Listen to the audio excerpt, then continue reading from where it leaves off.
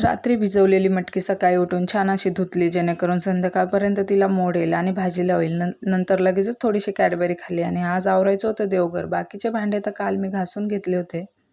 आज देवघर आणि डबे वगैरे मला घासायचे होते. सगळ्यात आधी मी देवघर आवरायला घेतलं, जेणेकरून पटकन देवघर आवरून होईल आणि नंतर मग मला डबे वगैरे घासायला वेळ भेटेल. तर सगळ्यात आधी देवघर मस्त स्वच्छ पाण्याने धुवून घेतलं आणि मग लगेचच सगळे सामान वगैरे देव वगैरे धुवून घेतले, जेणेकरून लगेच मला लावता येईल. लगेच ते वाळले आणि लगेच मी देवघर असं छान असं अरेंज करून दिलं.